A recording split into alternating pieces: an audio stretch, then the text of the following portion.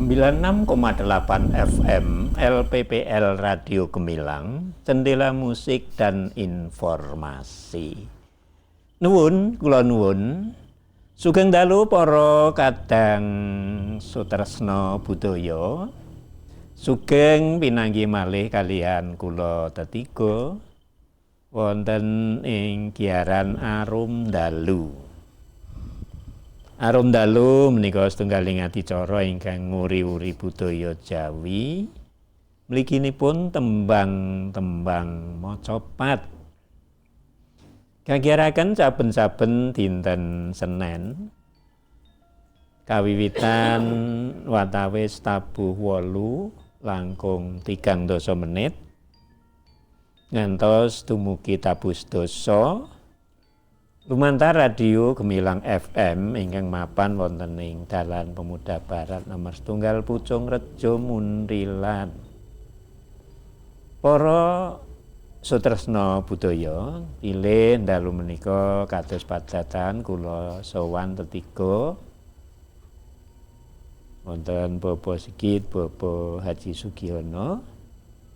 Sampun sumadyo malih badhe ngaturaken tembang-tembang macapat.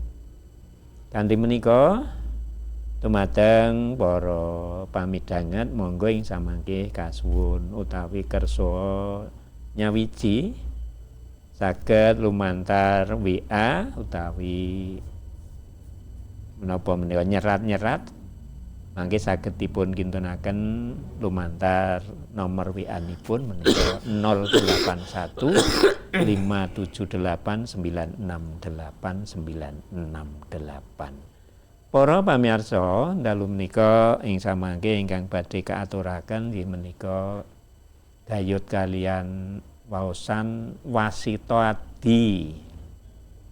Kanthi menika sugeng dalu, sugeng pinanggih lan sugeng midhangetaken namung saderengipun kula aturaken rumiyin sekar pambuka nggih sekar mijil kalih padha.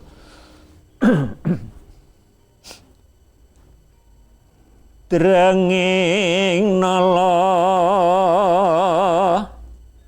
nyuwun mring Hyang Widi mugi karayon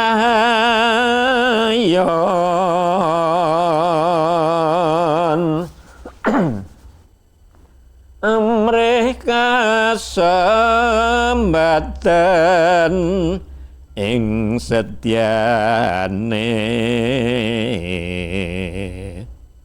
nguri-uri kabudayan Jawi macapatan nggih tuturipun luhur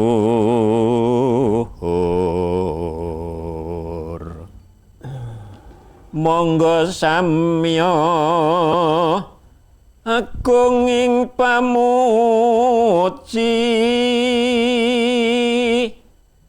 kunjo ing Hyang Manon den reksa keng jim setan godane Allah zat kang maha welas asih macapat puniki bisa rayu.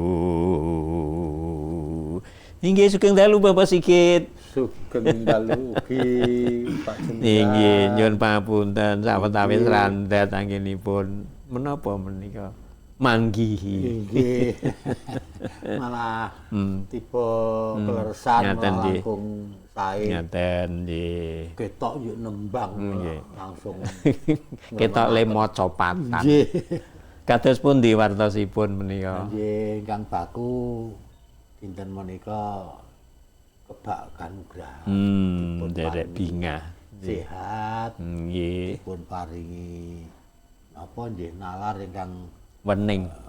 wah ingkang saged duwa pambuda. Oh, nggih. Ngaten, Mas. Inggih, inggih. Menika kedah dipun syukuri. Inggih.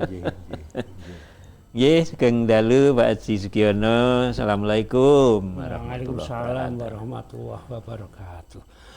Pak Haji nggih sehat nggih. Nggih, nek sehat niki le ganjar pilek karo watuk sithik Nggih. nggih disyukuri kemawon isih diganjar watuk karo pilek ben kena nggo pengeling-eling. Sesumene nek wis umur kaya kula Pak Sikin jenengan iki aja kakek le dahar ngunjuk es gitu. Senajan to dirasa niku seger ning lebare ya seger tenan. Ingkang sae unjukanipun menapa menika Pak Haji? Ingkang sae unjukanipun menapa? Niku wonten ing Kang Mestani Naskital. Oh, Naskitel. Padatanipun nggih namung teh mboten nate ngunjuk es. Nanging menika kala wau lah putu menika lah tumbas es krim. Njuk melu ngrasake. Lajeng menika nguriki putu. Kok ya meng bener to niku. Tepune tak ngicipi sithik ngono. Iya enak nggih. Ya enak nek ngebet putune iki ya enak ngono. Ora ngrebet ning ngakali. Nggih mekaten nggih para kadang sawetawis menika mila tetiga saben-saben pinanggih ngaten menika dados menawi dereng gegujengan menika kaya-kaya urung gathuk ngaten. Kanthi menika pisan malih monggo panjenengan saged nyawiji kinton-kinton WA nggih mangke utawi panjenengan ugi saged mresani wonten ing kanal YouTube-ipun menika saged madosi wonten Gemilang FM official. Dan para kadang jumbuh kalian ingkang sampun kula aturaken kala wau bilih menika ingkang badhe kasekaraken menika seratan ingkang irah-irahanipun Wasita Adi. Kanthi menika Ki Pusparaga ugi sampun samekta monggo dipun aturaken sekaripun awit kawiwitan saking Sekar menapa Bapak Sikil. Dalu menika badhe ngaturaken Sekar Wasita Adi. Nggih. Anggitanipun Almarhum Suwargi Bapak Sudi AMPD. PD AMPD Ahli Madya Pendidikan. nggih. Kawiwitan saking Dandang Gula ingkang irah-irahanipun kamulyaning murid iku tan kurup kinureban. Menika kok tembungipun kurup kinureban. Kamulyaning urip iku tan kurup kinureban. Tegesipun menapa? Manggih Bapak Giana Nggih. babar. Nggih. Sekaripun Dandang Gula.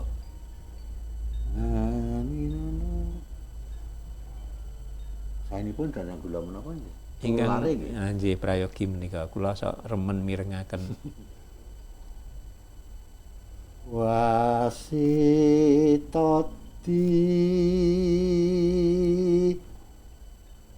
kamulyaning urip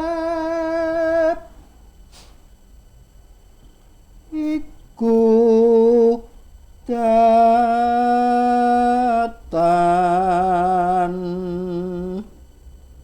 kurup kinureban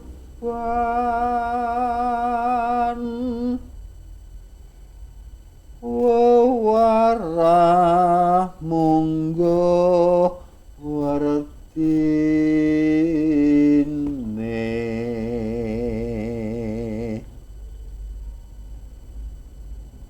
dawuhing para sepuh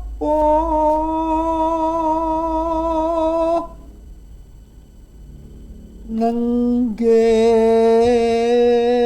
sepuh rasa yang katin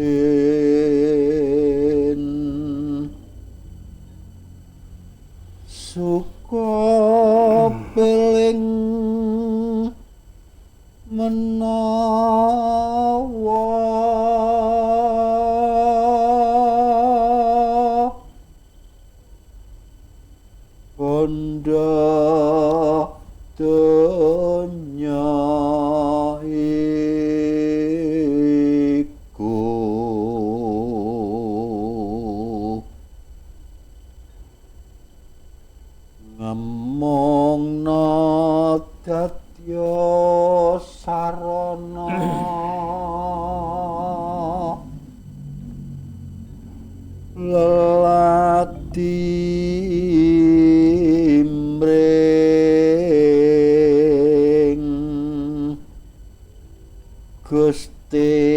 lan bebrayan sami pramila den waspada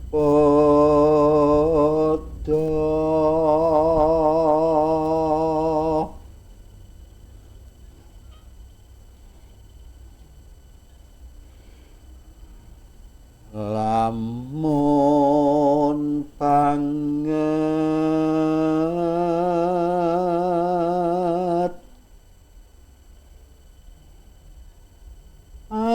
anggone ngrungkepi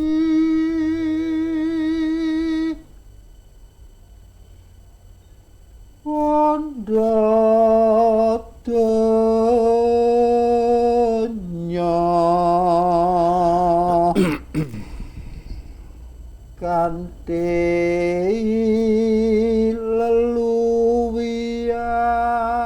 leluwian bakal kliru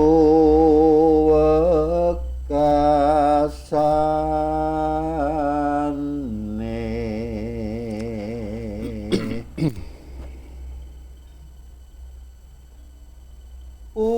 ungkase urip iku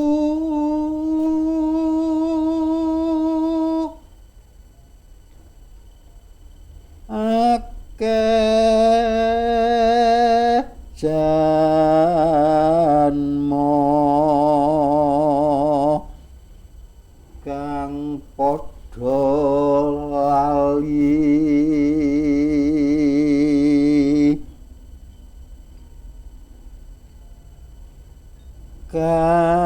kadereng adrenging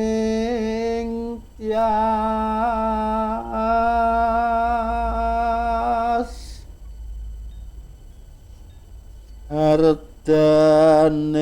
ardaning kang nepsu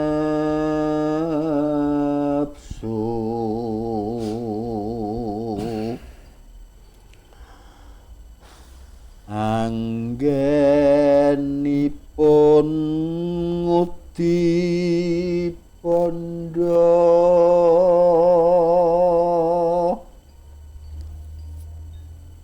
den rewangi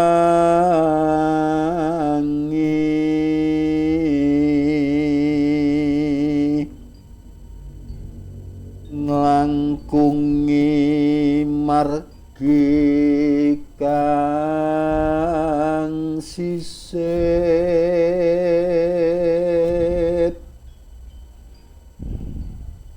miang nerak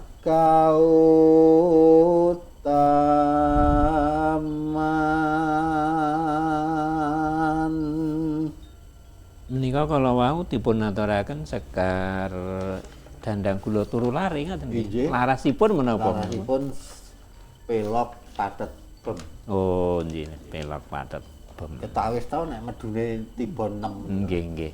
Pelok 6 ngoten nggih. Ngoten nggih, Kawi pelok bem. saged kula terasaken Prayogi monggo. nyuwun pangapunten rada gagap-gagap kacamatane keri Dadi kudune ditutupi luwih cetha nang dibuka malah ketok. nggih monggo yekti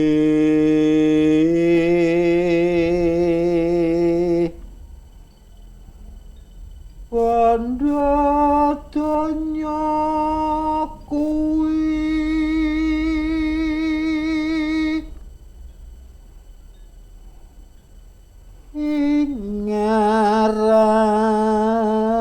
ingaran tan kurup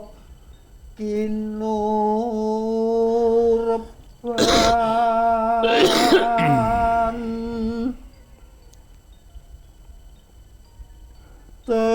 tegese ing gesang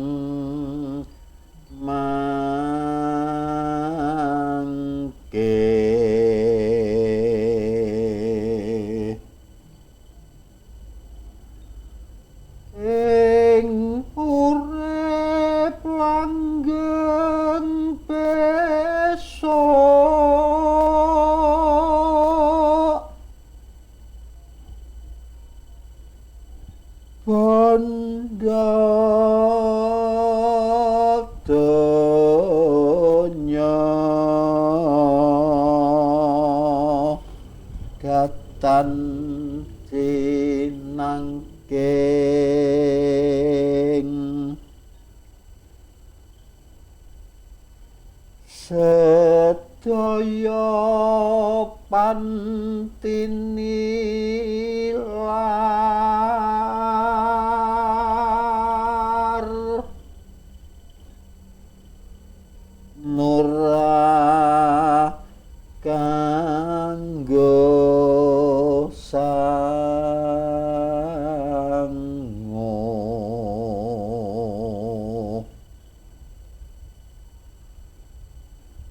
tan kurup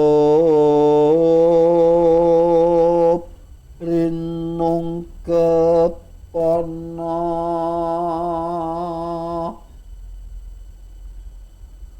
sebab mangke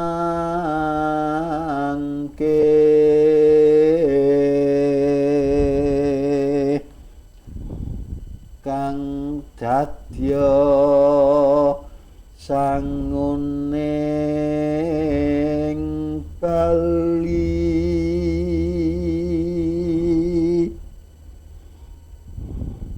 amal soleh utama.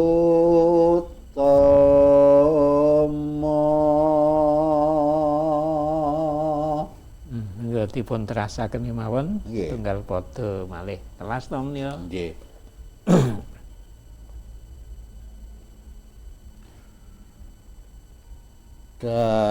Datan sumbut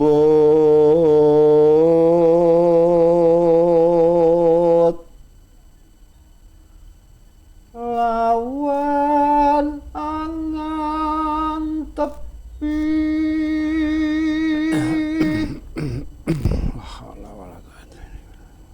Wanda donya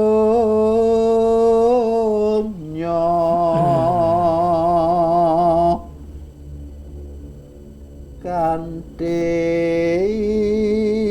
kekluwian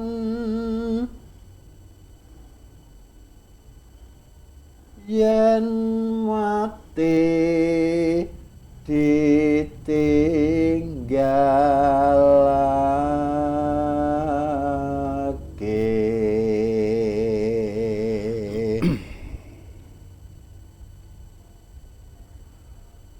marmo becik sireku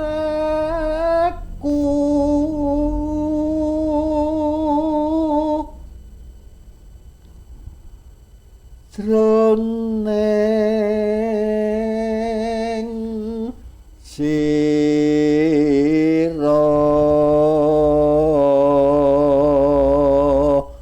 samya ngupati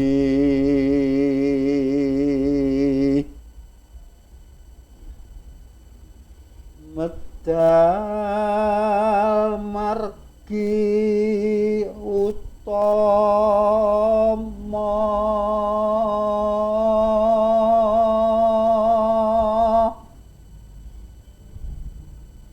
aywa waton entuk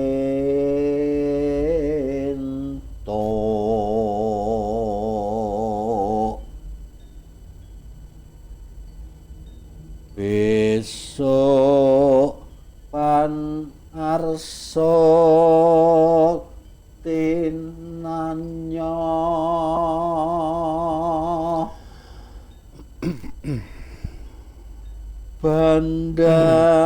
bandanira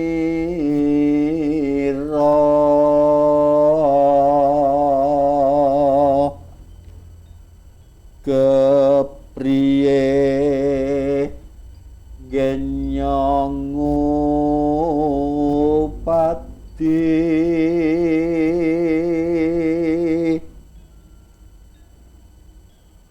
nuli kinarya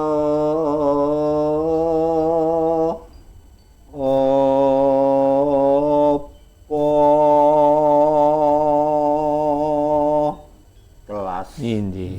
Inggih mekaten nggih para sutresna budaya Sampun katuraken Sekar Dandang Kula sekawan padha menika kala wau dening Bapak Sigit. Ini titilarasipun pelok bem iki kala wau ingkang dipun aturaken Sekar Dandang Kula turu lare. Sekar menika kintunaken dhateng kadang kula ingkang wonten ing Sempon nggih, Sempon Wates Dukun menika Bapak Mijan sugeng dalu Pak Mijan. Biasane sok nyerat nggih. Dipun tenggo monggo Pak Mijan badhe kintun WA utawi saged telepon ngaten nggih. Lan mugi-mugi dalu menika midhangetaken Radio Gemilang adicara arum dalu. Lan mugi tansah kaparingan kesehatan sedaya keluarga putra wayah sedaya. Sugeng dalu lan sugeng midhangetaken ngantos mangke paripurna. Monggo Bapak Haji dipun aturaken ketingkasanipun Sekar Dandang Kula sekawan padha kala wau menawi nitik suraosing Sekar kok ketingalipun mila wasita adi ingkang bahkan sanget menika dipun tindakaken dening sadinga tiyang gesang. Kalau wau irah-irahanipun wasita adi menapa? Hamungkasi urip iku tan korup kinureban. Dipun slendhrakaken rumiyin tan kurup menika tegesipun kados pundi? Tan korup ora jumbuh. Ora jumbuh, ora sundut Pas, Ora cocok. ora cucuk, ora sundut. Apa ora cocok? ora cocok nggih. Lajeng kinureban menika Kinureban ora cocok karo sing dikarepke. Sing dikarepke niku kareping agama ya kareping urip. kinureban menika tegesipun. Tegesipun awake dhewe nek duwe bondo niku kedahipun ya eling. Eling ingkang kula kajengaken kabeh-kabeh niku mawa napa nggih mawa pranatan. Ning donya ana pranatan tata negara niku istilahnya ya wajib kena pajak. Nggih. Lajeng wonten ing agami semanten ugi bondo ku ya wajib dipajeki. Lajeng ugi mbok bilih wonten ingkang maknanipun utawi ingkang pun kersakaken kinureban menika dipun rungkebi Saking utawi tembung menapa nggih. Nggih mengkurep. Aja ngasih kok ngoten ta maksude di cekali sing kuku Nggih menika Wonten jatuh ingkang lajeng rungkebi saking dirungkepi menika kinureban. Dadi aja banget-banget lembelani bondo utawa Tulisanipun ngaten nggih. bondo. Ngaten ta menika. Golek bondo niku wajib. Nek wis oleh bondo ya kudu nganggo pranatan. Ana pranatane saperangan nggo umate nggo pajek karo agamane, ya saperangan nggo pajek negarane. Lah wonten ing mriki ingkang dipun kersakaken Mbah Sudi menika saperangan ngudi bondo kuwi ya kena wae ya wajib numpuk bondo sak akeh ning aja lali marang kewajibane kadosta nek wong wis kesinungan bondo sing akeh niku njok lali purwaduk sinane niku akeh-akeh nggih. Lajeng menawi sampun nggayuh bondo utawi anu njok lali istilah njok duweni watak adigung adiguna sapa sira sapa Gesipun wanter serat menika rak ngengetaken dhateng menungsa menika aja banget-banget ling ngungkebi bondo. Mulane niku Karana menapa? Ha menika karena pertanyaannya. Karana menapa? Ngaten nggih Bapak Sigit. Karena ngaten nggih, nek wong banget-banget ling ngungkebi bondo niku njuk napa nggih andone watak ingkang kula aturaken kala wau njuk umuk lho. Umuk sesongaran nggih njuk kowe apa. Nah, ngoten niku lajeng njuk napa lali marang sedulure, marang sapa wae anane nek wis duwe bondo akeh kuwi njuk kabeh-kabeh arep diereh. Arep di apa nggih kudu do manut karo sing do sugih dhuwit. Menika kala wau cak-cakanipun nggih, tegesipun anggenipun ngecakaken bondo menika sak sampunipun pikantuk. Kala wau ingkang padha kalih napa pinten menika caranipun pikantuk bondo menika kanthi cara ingkang kados pundi. Sampun ngantos nerak paugeran. Lah menika dados runtutipun ngaten Bapak Haji. Ingkang dipun kajengaken Mbah Sudi menika ingkang mados bondo niku ya kanthi dalan sing becik, kanthi dalan sing halal nggih. Nek oleh barang halal ben kuwe sampurna le duwe bondo ya kuwi mau tetep eling karo wong sing sak ngisore. Tuladha mados bondo ingkang becik menika dos pundi Bapak Sigit? Dados menawi ngugemi ngendikanipun Mas Kaji kala wau. Nggih. Menika kinureban saking tembung kurep. Kurep nggih ta. Menawi nitik tembung kahanan menika lajeng kinureban.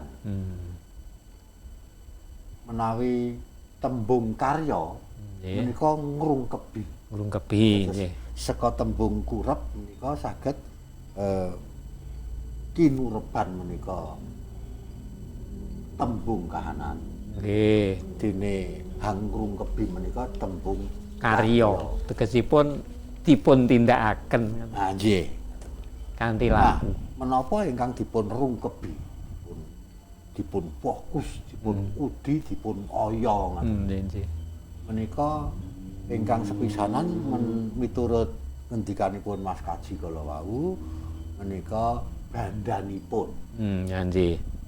Saya akeh saya Dikurebi, Menika pisan. dirungkebi. Lajeng ingkang setunggal ngrungkebi piye carane golek Bondo. bondo. Ngoten Nggih. menika. Nggih.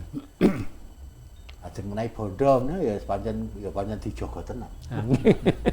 Ning le jaga kados pundi? Nggih. Nah, menawi Angin pun jagi menika nggih kedahipun napa nggih. Ya dijaga sing tenanan nggih. Ning ya aja banget-banget lingkrung kepi maksude ya niku wau kula aturke malih. Kudu tresna asih marang sapadha padane nggih. Aja dumeh awake kenapa. Lah sing duwe bondo mestine ya butuh wong sing ra duwe nggih to. nggih. Ning sing ra duwe ya butuh uluran tangan kok uluran tangan apa tresnane nggih katresnane nggih Tegesipun boten dados tiyang kang cetil mbok pilih ngaten nggih basa gampelipun menika. kudune ya niku mau Rajake ngaten. nek anu padha-padha le butuhke ngoten mawon gitu.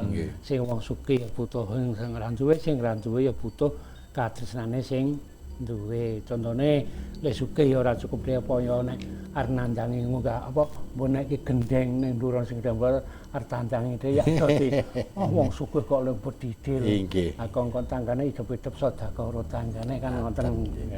Lah lajeng ingkang mboten gadah ya nganu pokoke ngarep-arep kongkonan utawa welasasi sing niku kanthi cara ya dijuki tulung menekke gendeng sing lara dijali tulung kon nek cara Pak Jumiran niku kon rewangi nang alas minggiri karo madoni ro tembok. Yen cara Bapak Sigit kalau mau dipun ngendikaken tembung karya menika lajeng gayut kalian bondo menika kados pundi menika? Tembung karya menika tegesipun ingkang ngrungkebi menika kala wau Nggih. nggih. Dados priyayi utawi menungsa menika menawi kenggonan bondo njuk kudu kepiye. Nah ngaten ta. Iya. Nggih. Kenggonan bondo menika tegesipun ya pancen dasare diparingi rejeki saking pangeran wujud bondo lan sak Nggih. turutipun uga rampe brana ampun nata usaha ngginakaken menika kados sepisan ya dijaga. Nggih. Pelune jaga ki ora kemalingan. Nggih. Ora diuriki. Nggih, nggih. Nggih. Ana ta sing bondone akeh tamu dong ngakali to. Nggih, nggih. Urikan menika ya dijaga. Lajeng bondo menika sipatipun saged dipun ginakaken kangge keperluan pribadi. Nggih, nggih. Pribadi ki tegese ya awak dhewe sak keluargane sak brayat. Nanging miturut Sekar kala wau bondo kuwi ya isa digunakake kanggo ngecaki ngleksanani dawuhing tuntunan. Nggih, nggih, nggih. Sing Pak Gino aturaken ngendikaaken kala wau isa nggo tetulung. Nggih. Kita tetulung mring sak padha-padha. Isa dene disimpen. Disimpen sesuk nek putune do teka. Nggih mboten Jadi ya kudu hemat. niku Kenggunaan nganu kok bondo senajan disimpen ning kalau masane pun napa ditata iki sesuk ge iki sesuk Nggih. iki niku wis ana perangane Nggih. dadi lek ngecake niku ya ora sasar susur nggih nggih disimpen jumbuh karo ngendikane Pak Guru Bu Guru. Nggih, terus pundi menawi? Suka nabung. Nah, nggih Sithik nggih. langite nabung. Sebab bondo menika urung mesti. Nek saiki diparingi akeh, urung mesti sesuk-sesuk diparingi. Akeh meneh. Mula nek kagungan bondo ya ditabung, diginake apa mestine, ora njuk dientek-entekke pungnak-pungna gitu. nggih. Pungnak-pungna kuwi ya kejaba njuk cepet entek ning ya marai ora oleh tumrap sak padha-padha. Nggih, nggih. Gitu.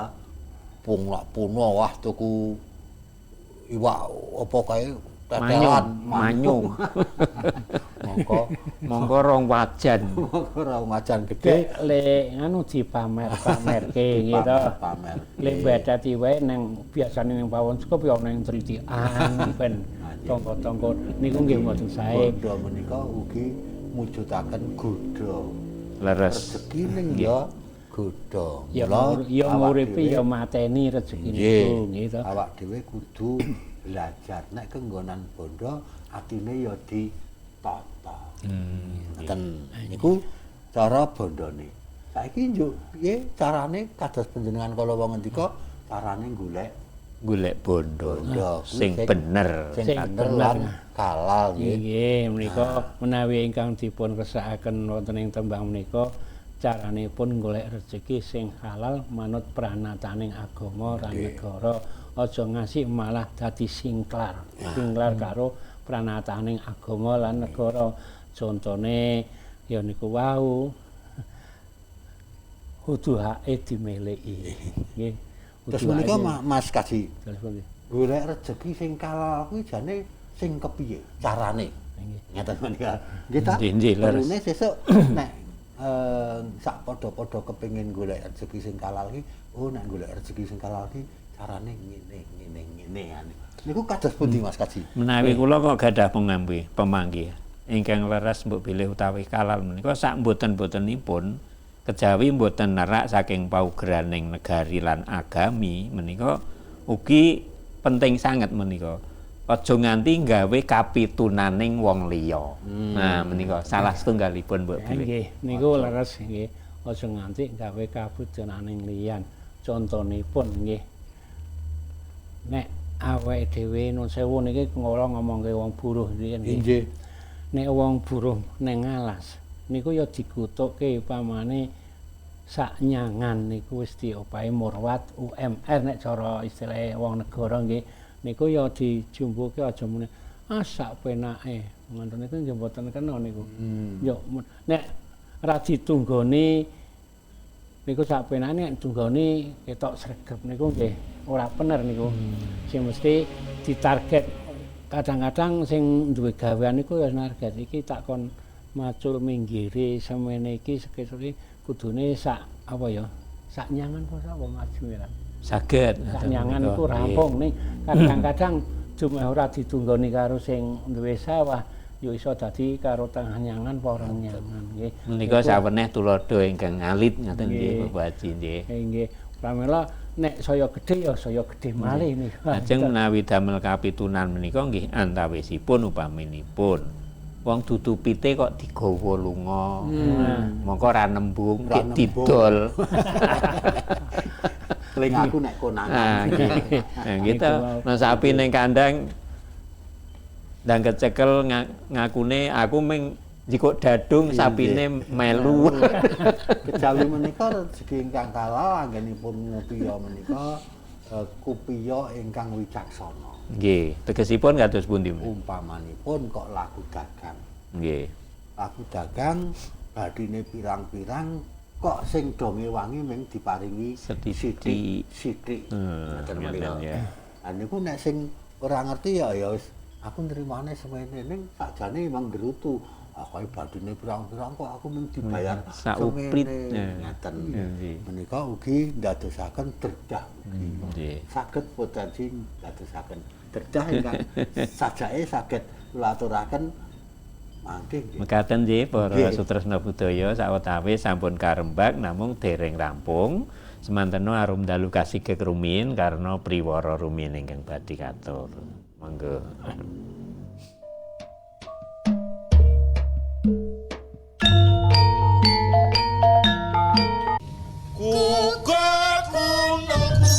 Hai sahabat Gemilang, suka dengan gemuruh tabuhan musik tradisional dan pesona magis tarian rakyat? Jangan sampai lewatkan momen budaya terbesar tahun ini. Pemerintah Kabupaten Magelang mempersembahkan Festival Topeng Ireng 2026. Catat tanggalnya ya, Sabtu 27 Juni 2026 bertempat di pesona indahnya Taman Wisata Air Kali Bening Payaman Secang, Kabupaten Magelang. Saksikan penampilan spektakuler puluhan paguyuban terbaik se-Kabupaten Magelang, mulai dari Topeng Kawedar Tuk Songo, Satria Muda Madyo Gondo Ngablak, Semrani Rimba Grabak, Gagak Ngampar Dukun, hingga Cakrawala Kinasih Widusari, dan masih banyak lagi. Ayo, ajak seluruh keluarga bersenang-senang sekaligus melestarikan budaya kita. Acara ini dipersembahkan oleh Disdikbud Kabupaten Magelang, didukung oleh Dinas Komunikasi dan Informatika Kabupaten Magelang. Mama, nih lihat gambarku bagus kan, Ma? Ih, adek, udah sana main sendiri dulu. Mama lagi pilih-pilih baju buat lebaran nanti. Udah sana. Papa, bagus kan gambarku? Randi, kamu dengerin nggak kata mama tadi? Hah? Sana main sendiri. Aku butuh didengar. Mama, Papa, tolong perhatikan aku. Anak yang kurang perhatian dan kasih sayang orang tua biasanya cenderung mengalami berbagai masalah kesehatan, baik fisik maupun mental. Letakkan gadgetmu, perhatikan anakmu. Jangan sia-siakan usia emas mereka. Mereka adalah penerusmu di masa depan. Mama, Papa, tolong perhatikan aku.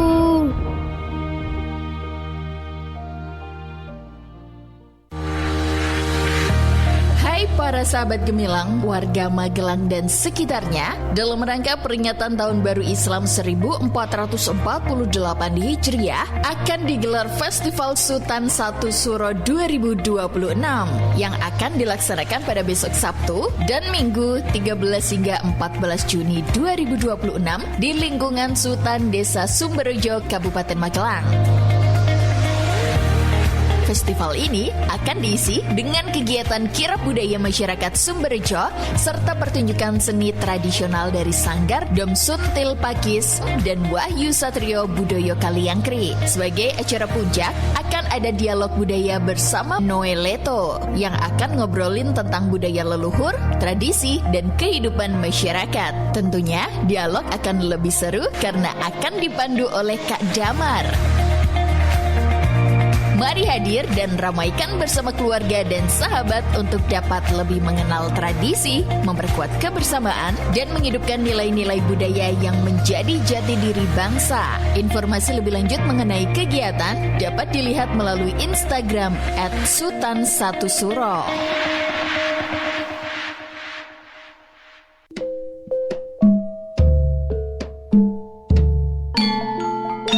Gemilang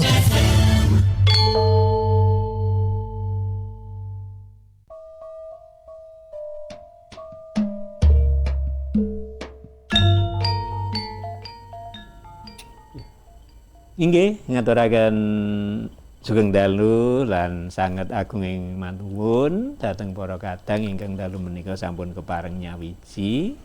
Langkung-langkung kadang kula Raka Mas Fahruddin wonten ing sedayu sugeng dalu Mas Tin kados pundi wartosipun. Sampun setunggal minggu mbok pilih mboten pinanggih ngaten nggih. Mugi-mugi dalu menika nyawiji. Midhangetaken giaran arum dalu. Mbok pilih wonten WA Bapak Sigit. Wonten. Oh, Dipun waos mawon monggo. Kok ketinggalipun Ya wonten jenengan ingkang sing mleket. maos niki saking dawa banget nih. Oh. Jenengan mawon sing Oh, ngaten. maos nggih. Nggih para sutresna menika wonten ingkang sampun ngintunaken seratanipun kula waosaken rumiyin nggih. Sugeng dalu. Kru Gemilang FM. Nah menika. Sugeng siaran mugi-mugi Kru Gemilang FM sedaya sehat. Saking Pak Darsum menika Kusiri Sopir Andong andong. wonten ing Oh, Gonjitan. nggih. Badhe kintun-kintun menika ngoten. Kagem Pak Wahyu, lajeng Pak Surajiman, Pak Supar, Pak Suyadi wonten ing Candi Mulya. Sugeng mirengaken arum dalu lan sugeng wungon. Kagem Pak Tri Taryono, Pak Parijo, Pak Agus, Pak Jono wonten Pos Kamling Bonjitan. Weh, lah niki sajake balane rondo iki. Rondane urip. Nggih, nggih. Setel radione sugeng dalu, tetep waspada, jaga lingkungan. Wah, nika menghimbau nih ya, prayogi lan saya sangat. Lingkungan kampung kagem Pak Bambang wonten Gundang Legi Secang menika nggih. Oh, nggih. Sugeng dalu, sugeng ngaso. Kagem Pak Parman wonten ing Candi Mulya ugi sugeng dalu lan sugeng ngaso. Wah, menika Matur nuwun, Pak Darsum. Bapak Darsum sopire nggih. Androng. Wonten Bonjitan. Nggih, nggih. Kalebet Pak Suparno. Nggih. Pak wonten Klentrengan ngaturaken sugeng dalu, sugeng sonten nggih. Nggih. Sugeng midhangetaken. Kagem Pak Widodo Oh, nggih, wonten pundi wonten menika? Gading. Oh. Mbak Yueni Jatmika. Nggih. Ngaturaken sugeng dalu. Ning kula kok kaya nek tak terus-teruske kok rumangsa kleru nek dereng ngirimi pepunden. Oh, nggih wonten ing Bapak Antonius Budiarjo ingkang lenggah wonten ing pundi? Gosoro. Sampai rembe. Oh, Sambi Rembi. Pakem. Oh, nggih Pakem Sleman menika nggih. Ngataken ugi Bapak Toyo Nggih, wonten wonten. ing luar nggih. Merian. Merian. Nggih. Merian. Lajeng Bapak Sukarjan Nggih. wonten ing Cabean Serumbung. Sugeng dalu Pak Muhadi Kidul Pasar Gotong Royong. Oh, nggih, Magelang nggih menika. Nggih. Lajeng Bapak Iklodran iki, Bapak Rehadi. Seneng iki kagungan putu anyar. Pak Setunggal Rehadi. Mas Sigit. Nggih. Kalau wau kula nyuwun tambah setunggal kagem Mbak Erna wonten ing Gatep Purwobinangun Pakem. Monggo Mbak Erna ditemeni ling latihan gamel. Iya, nguri-uri kesenian Kesenian iki. Jawa. Klonengan. Nggih. Pak Rehadi, Pak Mantep, wah ini bakule degan. Kambil putih. Degan putih. Ora ana tekan kok. Wonten Klodran. Ning golek tekan kambil ijo ra ono. Jemina saha Pak Gino. Sing gedhi-gedhi. Klodran yo ora lali iki tukange pancing. Pancing ning Progo. Nang Praga mancing. Mancing jenas. Mancing pocong. Nggih, nggih. Pak Kasbi.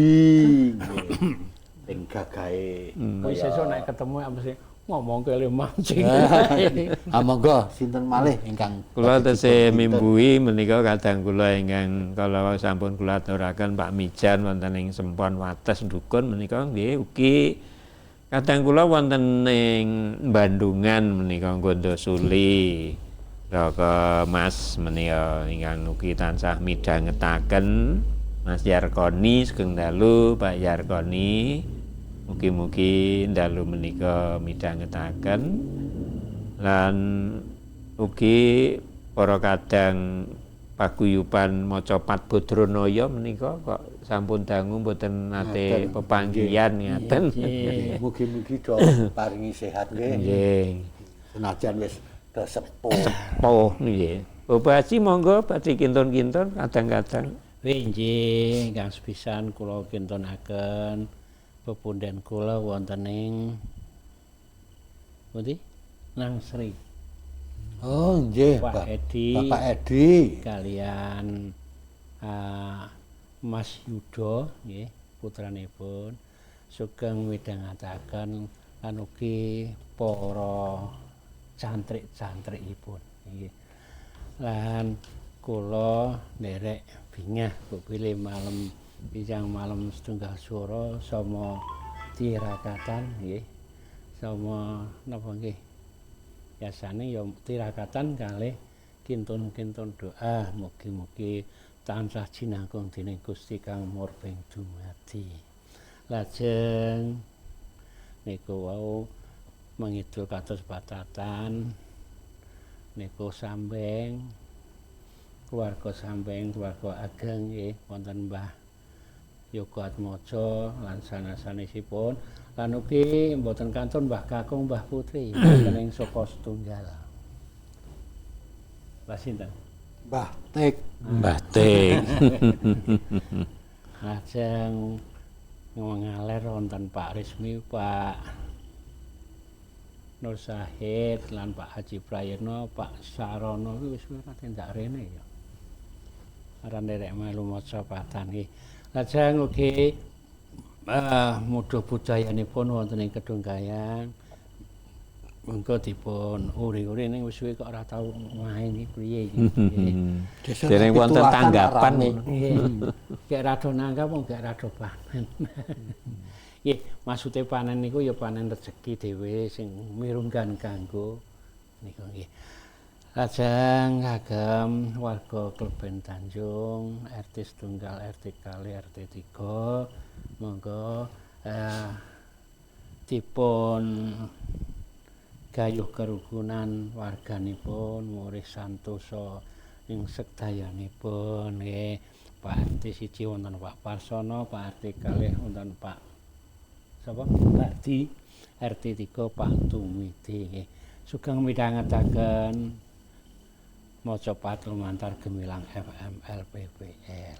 Nggih para pamidhanget, bilih kala wau sampun dipun aturaken namung dereng tuntas nggih jumbo kalian nira-iraan ingkang kala wau dipun sebat-sebat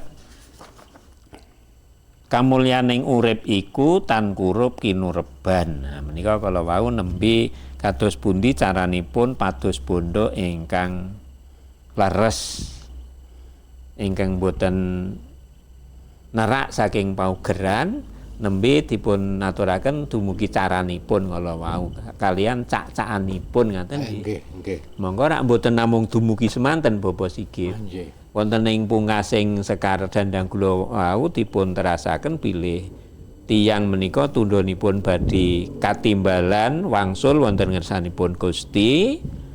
Ing mongko bondo menika mboten badhe dipun beto bali ngaten ta kala wau menika mbok bilih saged dipun jlentrehake menika bondo ki sesuk ora digawa. Nah, iki sesuk nggawane ning sing mok butuhke ora bondo ning sing mok butuhke dongane anak putu ngono kae ya. Nggih, ngamal sing utama kala wau ki. nggih. Kala wau ngaturaken bilih bondo menika kejawi anggenipun ngupadi menika Leres nerak paugeran so mboten nggawe cuwa liyan nanging bondo menika ugi dipun upadi kanthi kebak rasa.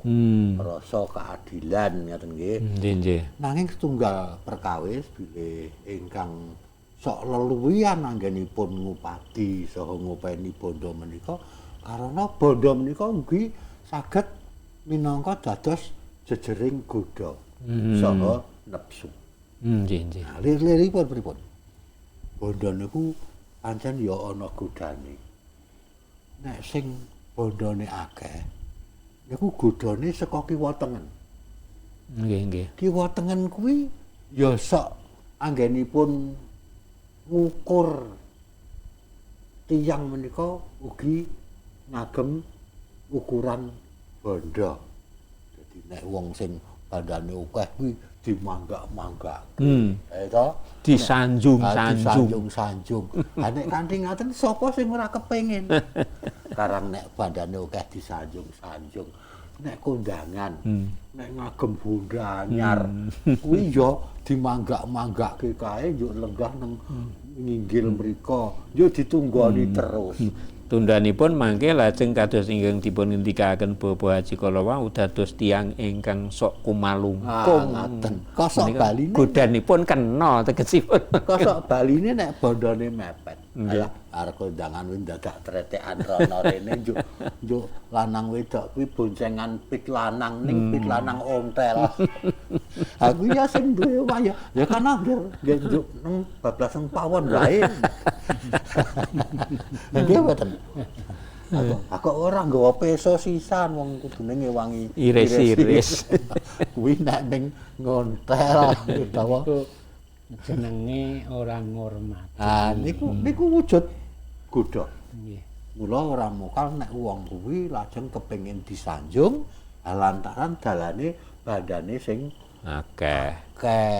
Ngoten niku nek montore apik ya wah terus disubya-subya kae. Menika Terus ingkang wonten ing pungkasing tembang dandang kula menika wasita adinipun menika tiyang gesang menika sampun ngantos banget ling ngrungkebi bondo amarga bondo kuwi ora bakal digawa mati. Sing digawa mati mono mung amal soleh lan ngamal utama. Ngaten ta menika. leres. Nah menika ajeng dipun terasaken sekar candhaipun. Ngaten. Niku wau soal bondo jane isih akeh ning Nggih. dipun cekapaken semanten rumiyin nggih. Pak Kaji nggih. Nggih. Sing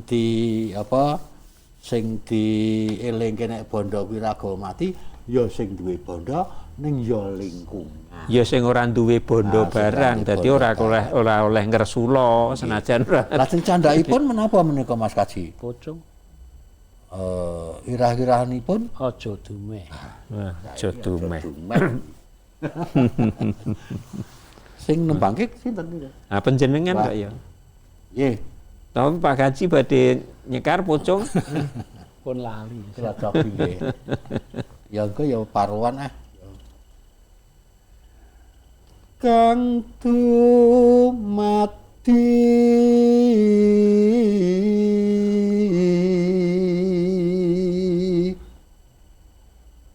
rerangkenan kalih tembung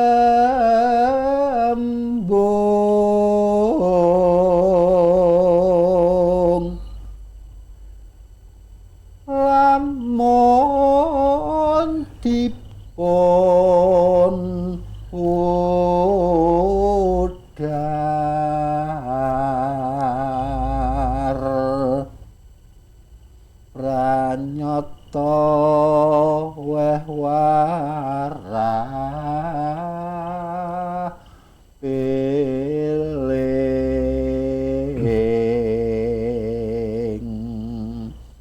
aja dumeh raosna piwulangira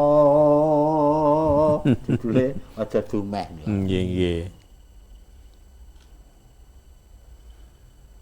aja dumeh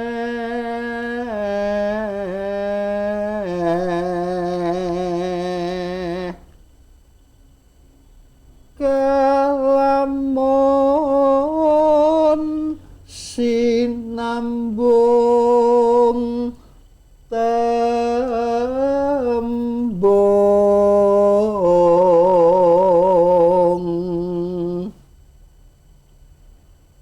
sugih bondo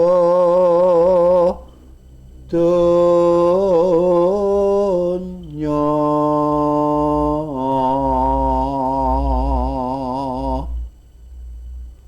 njur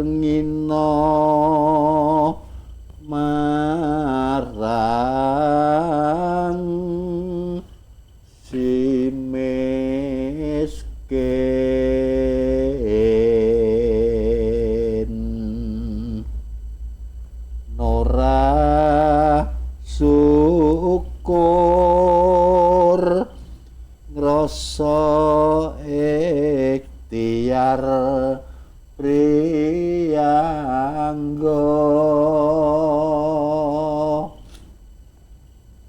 Kula lajengaken nggih. Nggih, monggo.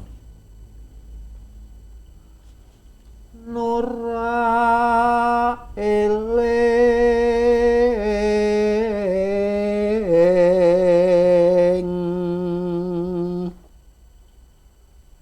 lamun sugih miskin iku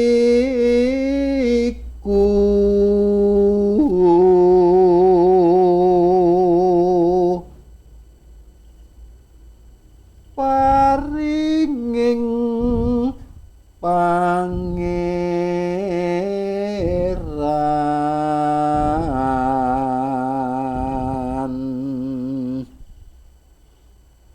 samongso pan owah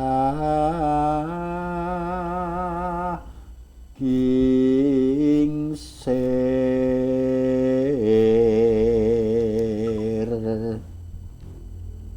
lamun sugih welasa kang kacingkrangan.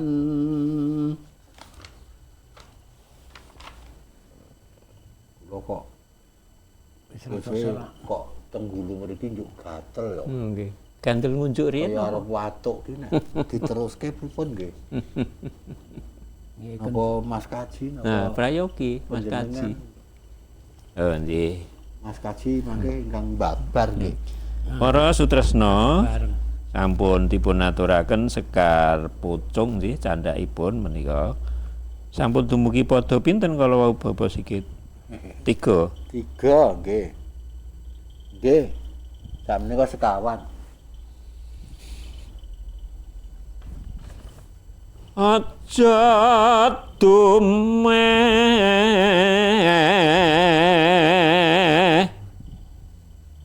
kuasa banjur kumlungkung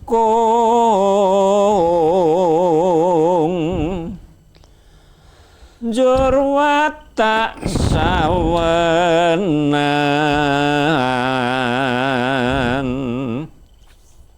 sakarsa marang wong cilik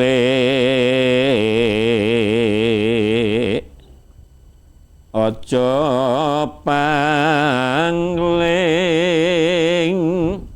wong cilik gen bantunira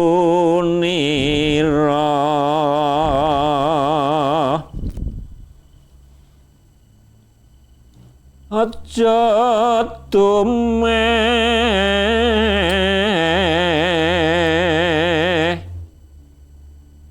pinter nuli watak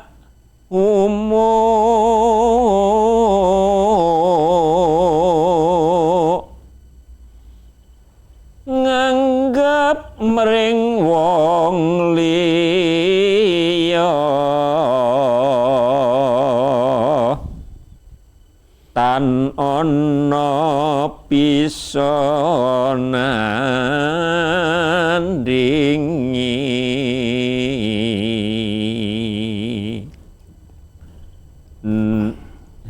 nadyan pinter yen apes keplinger bisa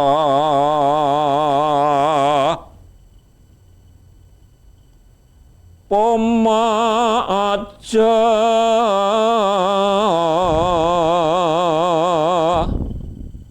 tumeh lagi dipun gunggung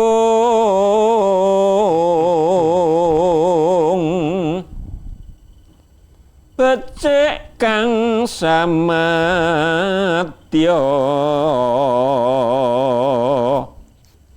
wong urip keh kang luwe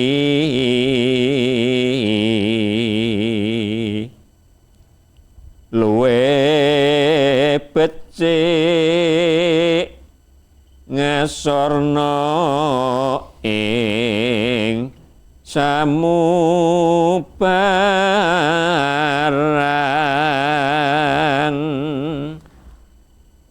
Sekar pucungipun menika sampun telas Bapak Sigit, salajengipun mbok bilih saged dipun aturaken keteranganipun monggo. Bapak Haji utawi sesarengan monggo. Inggih estunipun menika tasih gayut kalian ingkang dandang kula. Nggih. Kasunyatan yang suti anggenipun ngangkit menika nganu nggih, carane berlanjut ngoten nggih. Wonten Gandeng sambunge. sambungipun. Sambunge. Wonten ing mriki dipun ngendikaken ning golek bondo ki kanthi dalan sing becik gitu. Aja ngasih dalan sing kurang becik. Lajeng murih berkah mangpati bondonipun menika ya kena numpuk bondo sing akeh ning aja lali. Kula wau matur kula aja lali marang kewajibane, aja lali marang wong sing ora duwe ditresnani ya diuluri. Niku ben mangke awake dhewe le sowan iku wis ora nganggo apa ana sing ngridu gampangane ngoten nggih. Nyerimpet laku aja ya kudune tetep eling senajan ling golek bondo ki sampean dhewe sing golek ning kewajibane tresna asih marang sapadha-padha karo aja lali kewajibaning negara lan agama niku kedah nggih. Ben ora ncrimpet-crimpeti sesuk le sowan ana ing ayunaning Gusti nggih. Murih napa nggih. Lek do ndongake ya tenanan niku kados wau sing lan duwe iki nek rumangsa ditresnani, rumangsa diasihi, lek ndongake ya tenanan gitu. Tenanan ora mung sekedar napa ilustrasi utawa apa ki istilahnya kok ilustrasi basa Indonesia nggih. Ilustrasi. Malah mboten mudeng. Anu istilah ya ming saprene kono muga-muga ning ora ikhlas ming abang-abang lampi ya niku kula. Lampi lah niku. Nggih. Kula ngarang-arani ngono ning gak ketemu niki wae nek Rama Sumirang ngendika ora. Lajeng murih bondo menika nggih niku wau. Aja dumeh aku sing golek aku dhewe tak sakno dhewe niku ampun ngantos nggih. Ben apa berkahi cara gampangane ben berkahi bondo niku ya sesuk ben melu ngeterke kanthi napa nggih kanthi resik nggih. Aku bandamu kok gunake kanggo zakat nganggo dadak banyak sing menuju dawuhing Gusti Raga Negara niku wajib nggih. Ora mung aja dumeh aku golek-golek dhewe tak nggo dhewe sak karepku dhewe niku ampun ngantos gitu. Kedahipun eling lan waspada.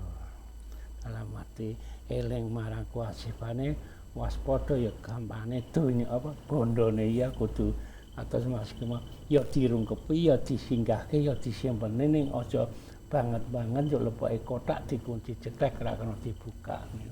Ampun ngantos ngoten niku. Kedahipun senajan wis dikunci nek perlu dibuka ya dibuka. Dan teko cetha terwaca ngoten. Nggih, nggih. Nanging menika jumbuh kalian irah-irahanipun menika lak yo aja dumeh. Aja dumeh awake. Aja dumeh menika aja dumeh tumrap sapa. Ngaten ta? Nggih. Nah, tumrap sakjatine wong utawi pawongan sing kenggonan apa keluwihan. Nah, utawi kabegjan Utawi kanugrahan. Ya wujud niku wau sing dirembuk bondo. Monggo janipun nggih mboten ngomongaken bondo. Upaminipun niku wau bondo. Yo apa meneh? Kewasisan. Kewasisan utawi saged ugi kapinteran. kok kaleres piyambakipun menika kasinungan kanthi badan ingkang gagah perkosa menika lajeng nggih to Karosok wonten tengah menika.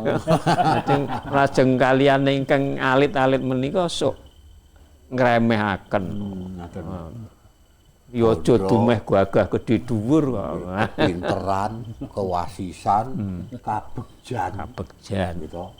Lah aku kok kebetulan kok bejo terus. Kebeneran terus. Langsung napa malih? Menapa jenenge? Apa? Kabegjan ya sak piturute ya. Pokoke sing wujud kanugrahan. Kados kala wau dipun ngendikaaken upamane ibarate wong dedagangan iku kok ndulalah laris terus. Dadi pulunge apik. Niku pancen menungso kuwi kok arep itu. Kuwi ya pancen kudune entuk kabegjan sing kaya ngono kuwi. Endah apa bungae nek entuk kabegjan, entuk kanugrahan sing dipun sebat kala wau. Lah mung anggenipun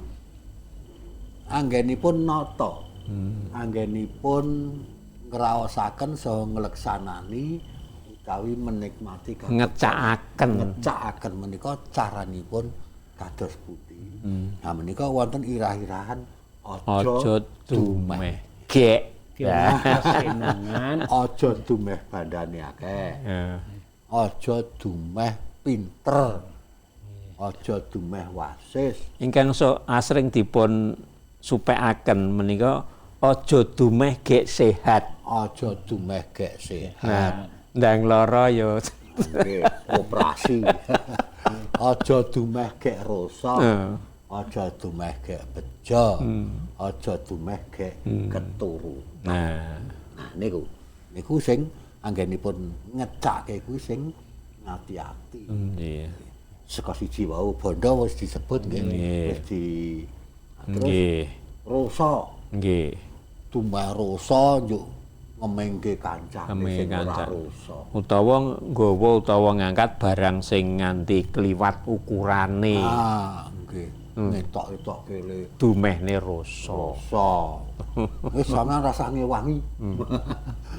Mongko kerosan sejati kuwi lamun menungso kuwi antuk pambiyantu saka kiwa tengen sanadyan ming sethithik. Nah nggih. Iku dadi rosa. Niku bab karosan. Nggih. Lajeng pinter. Utawi kebegjan. Nah nggih. Aja dumeh bejo. Bisa nampa kabegjan kuwi mokal lamun ora entuk panyengkuyunge saka wong akeh. Nah nggih. Ora bakal laris menawa ora akeh pambiyantune sing do tuku senadyan ming ngecer sithik-sithik. Nggih. Ha ngecer sithik-sithik nek wong akeh lak dadi laris. Aja dumeh gek sugih dhuwit. Kuwi ya ora uwal saka pambiyantune para cilik-cilik kuwi. Wong mulih sugih dhuwit ki nganggo cara tebasan. Sok nebasi. Lah badine akeh. Nggih. Ning kuwi lak ya dibantu karo wong sing oleh panyengkuyunge tenaga. Sing sok ngusungi barang nggih. Kuwi aja tegesipun tembung aja dumeh menika rak tumrap tiyang sepuh rumiyin menika dipun tujuaken dhateng putra wayah menika setunggaling pamecut to menika. Utawi wewarah ingkang langkung wigatos sanget. Nah sakmenika mbok pilih lajeng anggenipun nerasaken nek aja dumeh menika aja ngono kuwi. Ha lajeng saenipun kados pundi? Nah menika. Saenipun ya nganggo rasa. Rasa pangrasa menika kedah dipun anggih gitu. Aku ki ya bener masikan wau. Aku urip ning alam donya aku ora mung ijen.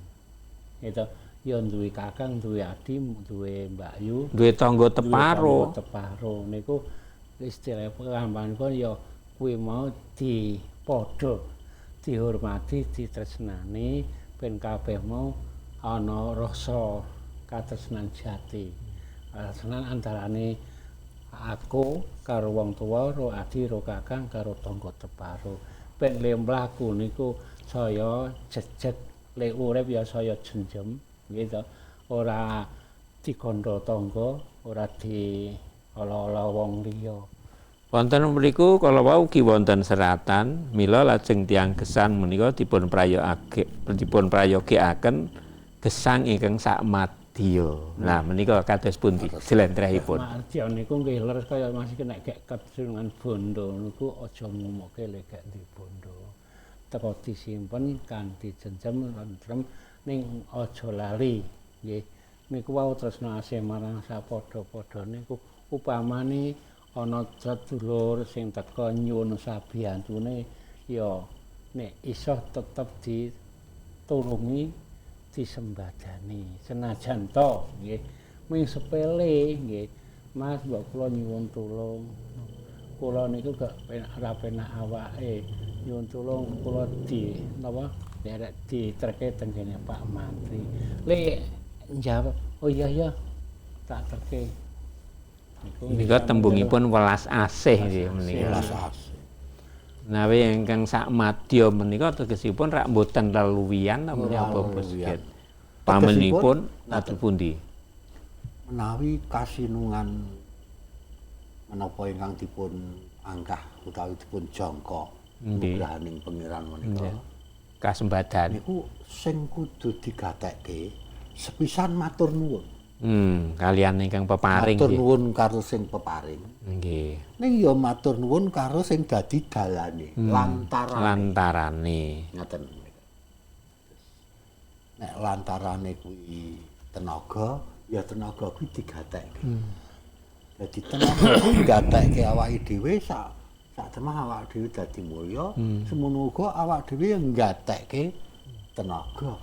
Matur nuwun menika dipun wujudaken kanthi ngedum bondo ingkang dipun kasilaken saking tenaga menika. Leres. Ngedum rezeki. Kanthi ngedum ya saged, kanthi pangucap ya langkung prayogi. Kanthi tumindak ya Nggih. saged. Tegesipun nggatekke menika wong nek aku ki babakulan. Yo sing pelanggan-pelanggan kuwi kok nandang pacoban. Nggih. Upamanipun nandang menapa lelayu. Nggih. Ayo kudune awak dhewe ya kaya liyane melu-melu ngetokke anggenipun menghibur lelayu. Ana ta kuwi ana kae tuku emas nang taklum kae. Sapa kae? Kae yo nek ana wong kiwa tengane lelayu ya melu layat. Ngelingi nek sing lelayu kuwi ya wis tau dol tinu karo dheweke. Tokone. Nggih. Ngaten menika. Dadi ana padha-padha le gatekke anane awake dhewe entuk rezeki utawa kanugrahan kuwi lantarane ya lantaran peparinganing pangeran ning ya lantaran pambiyantune sak padha. Lajeng ingkang dipun sebat-sebat aja leluwian kala wau. Nah. Lajeng menika sok njuk godhong ya. Nggih. Dumeh gek nampa bagian daging. Iki aja dumeh lho iki. Nggih. Wah, untuk daging pirang-pirang kilo disate, ditongseng, direndang itu bareng. Nggih. Niku rak ya aja dumeh ge ana. Dolan rono rene karo gembel apa balungan. Ben apa? Ben kancane kepengin. Ngoten. Niku mboten pareng. Mboten pareng dadi aja dumeh. Tur siji meneh, aja nyalahke sing gek ora nampa kanugrahan. Nggih. Ya, gek urung bejo ngoten nggih. Nek aku nampa kanugrahan sliramu ora nampa, aku wis salahe ora kaya aku kok. Kleru sampean. Malah semune ngece. Malah ngece. Menika kecak emot pilih bondo paringi Gusti menika. Gusti menika le arep ngekeki ya ora kurang dalane ning le arep nyuda le arep nganu ya ora kurang dalane. Dadi wonten mriki aja ngumuke kuwi ning kudu kelingan Allah ki aku gak maringi gak ngereki aku ning sesuk Allah kala mangsane ya aku disuda diparingi. Kedah emot ora kaya ngasing opong nak opongno. Opong dumeh rusa. Tekan gone ya operasi. Operasi meneh. Wong nudingi niku wong sing tuding siji mingan lho, sing balik ning awake dhewe. Ayo operasi kok iso ngene. Rumangsane kaya gagah. Oh. Anjir menika bab aja dumeh menika ya saged kangge cepengan awake dhewe pribadi. Ini ya saged kangge nggih ngaturake pepeling. Sak ngandhapipun tasih wonten seratan menapa menika Bapak Sigit? Kok ketoke sing aja dumeh wis komplit niku. Nah, menapa menika? Nganu. Menapa? Upamane wong lumaku yen ngambah ing pepeteng becik gawa obor. Oh, menika. Dadi nora numbuk-numbuk nunjang palang. Ten. Anging menika saged dipun aturaken sanes wekdal nggih. Ngoten menika. Dados menika wonten kala wau ingkang sepisanan kamulyaning urip iku tan kurup Lamun kinurban lajeng aja dumeh. meh. Ingkang ketingalipun banding-bandingke. Ketingalipun namung kalih tembung to menika aja dumeh namung kasunyatan menawi dipun onceki maknanipun menika lajeng kathah sanget piwulangipun ngaten menika. Dadi nek pas kesinungan kanugrahan syukur bage sing durung kesinungan kuwi siji diwarai. Nggih. Loro digoleke dalan. Sebab kanugrahan kuwi ora kudu padha lantarane. Menika ingkang dipun ngendikaken rak nembe ingkang nembe kesinungan. Lajeng tumrap ingkang dereng kesinungan kados pundi menika? Ben aja dumeh lagi rekoso gue minggresula terus menika kados pundi? Ya sepisan ya melu bunga. Jadi nek kancane entuk kanugrahan kuwi kudune sak mestinipun aja serik menika melu bunga. Mergo napa? Mergo mbuh cepet mbuh suwe. Sak mangsa-mangsa kuwi mesti bakal ngrasakake kebungahaning liyan. Nggih. Mesti bakal mbutuhke kebungahane wong liya. Mbuh saiki, mbuh sesuk, mbuh gedhe, mbuh cilik kuwi ora ngerti. Mila wajibe kudu melu bunga. Ora kok njuk malah melu susah wae kok. Itu kanugrahan aku ora njuk nyalah-nyalahke, njuk crita rono rene, njuk pitenah. Kae iki le sugih mergo bar lunga ngetan. Nggih. Dadi umpamane Mas Sumilan tangketaken kala wau sing rung kesinungan iki kon ayo pisan sabar tawakal aja lali le manembah mring Gusti aja lali le budidaya. budidaya.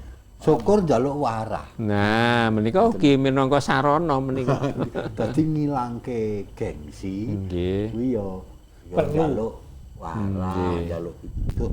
Syukur direbeli dalane. Dadi sing lagi ora kesinungan kuwi ya ora kena terus nglokro ngaten to, tetep budidaya.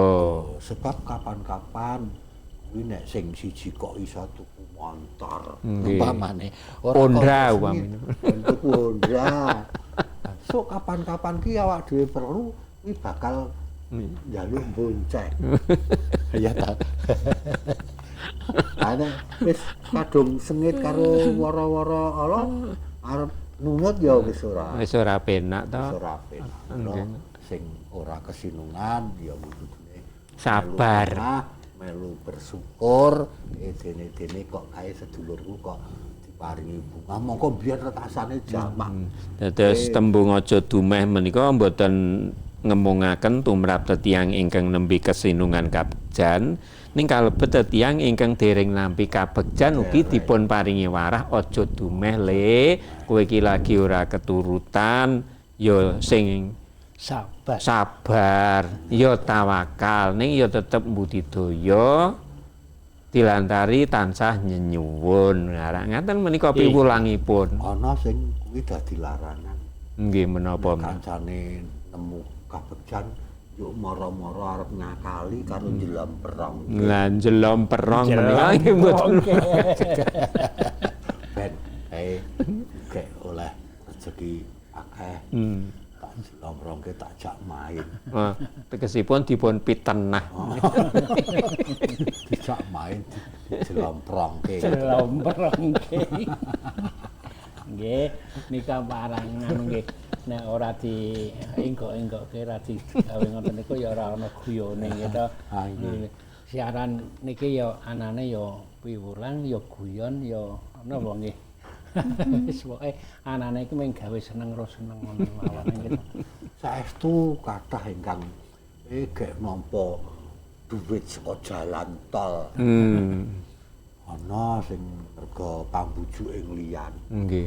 Urung ana setahun kok wis entek. Wis entek. Miliaratan. Iki mergo mbok menawa saka pambujuke liyan saha pangurianing liyan. Gejelomperong niku wau, dados gejelomperong. Kuwi Mas Diki melu-melu ron guyul ya muni jelomperong. Ngaten menika dados kudune nek sing liyane entuk kanugrahan kuwi ya syukur nyonto. Nggih. Lho kae saking temene. Saking temene sregepe. Saking ati-ati. Nggih. Ya aja ora lali ling ibadah. Heeh, nang masjid ya sregep. Aku tak nyonto. Nggih. Mbok menawa kanthi nyonto sesuk ya ketularan entuk kanugrahan. Kanugrahan. Mekaten Mbok Bilih. Nggih, para pamidanget mekaten nggih sawetawis wasita adi sanajan namung kalih tembung nggih tegesipun ingkang sepisan menika urip menika kados pundi ora kurup menawi kinureban. Lajeng ugi ingkang setunggalipun menika tembung aja dumeh. Kasunyatan menawi dipun onceki lajeng ugi sekedhik dipun aturaken tuladhanipun menika kok nggih bobile wonten gina paedahipun nggih Bapak Sigit tumrap ingkang sami midhangetaken senajan kula ugi pitados tasih kathah kekiranganipun, kathah ingkang kirang leres mbok bilih awit awakipun tiyambak tetiga menika rak mila tasih cubluk sanget. Senajan cubluk tur tuwa. Tuwa niku kala masane kecelitut isih dipun keparengaken manggi para pamidhanget.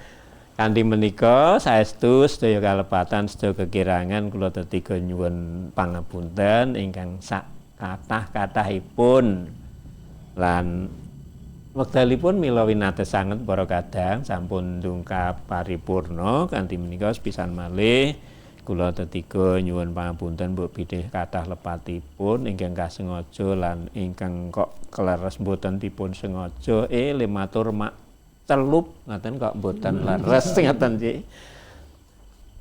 Arum dalu tumuli kapungkasan kula tetiga nyuwun pamit nyuwun iti pangestunipun mugi-mugi saged pinanggih malih binjang dinten Senin ingkang badhe dumugi kados padatan ingkang kinarya mungkasi menika Sekar Pangkur.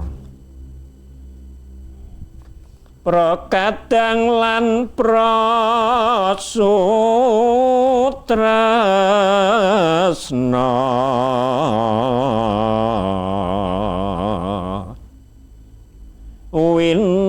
winatesing wekdal maca pat nanggih